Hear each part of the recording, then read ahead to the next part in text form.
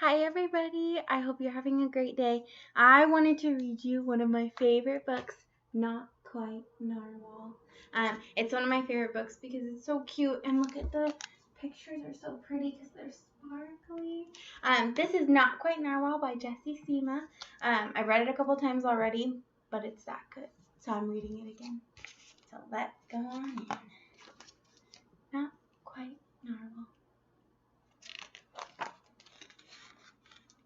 Kelp was born deep in the ocean. He knew early on that he was different from the other narwhals. His tusk was not as long as everybody else's. He had different tastes in foods. See, he's like black. And he wasn't a very good swimmer. He needs little floaties. But his friends didn't seem to mind, so Kelp decided he wouldn't either. That is, until he was swept away by a strong current. I wish I were a better swimmer. Poor Kelp. Kelp found himself at the surface, closer to land than he had ever been before.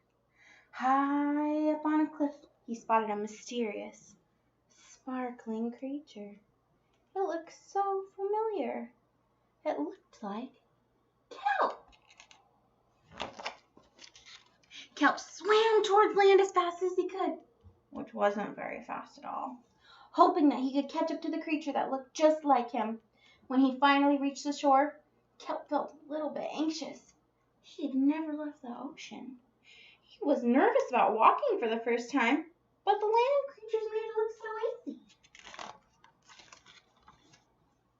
It wasn't. Oof. Walking like a crab is not how he should have walked. Hopping like a frog, probably not how he should have done it. Eventually, he got the hang of it. Everything on land was strange and beautiful, but also kind of scary. Kelp began to think that he might never find the creature that looked just like him, but as he stumbled out of the forest, land narwhals! Actually, we're unicorns, and by the looks of it, so are you. It's funny, he thought they were called land narwhals. Kelp had never heard of unicorns before. They taught him all sorts of things about his tusk. We call them horns. Wow. They introduced him to unicorn delicacies, unicorns, and they showed him how to gallop.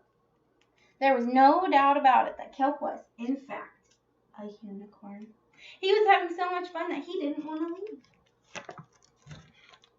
But then he remembered all of his friends under the sea.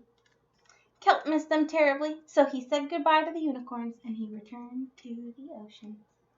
Come back soon! Kelp swam towards home as fast as he could, which wasn't very fast at all, hoping that the narwhals would still like him now that he was a unicorn. When he finally arrived, Kelp had butterflies in his stomach. Welcome home! Kelp! Look at that, they were so excited to see him. Kelp took a big, deep breath and told his friends the news. It turns out I'm not a narwhal. Of course you're not. I'm a unicorn. Yeah, we knew that. They took it pretty well. Kelp was happy to be home, but now that he experienced life on land with the unicorns, he couldn't seem to forget them. Did he want to be a land narwhal with the unicorns, or a sea unicorn with the narwhals? Kelp couldn't decide. But then he realized, maybe, just maybe,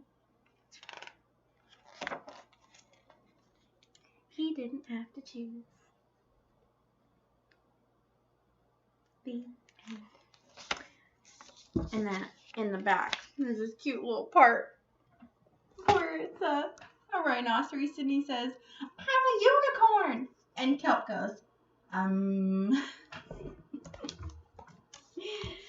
So thank you guys for listening to Not Quite Narwhal by Jessie Sima. I hope you enjoyed it, and I'll talk to you soon.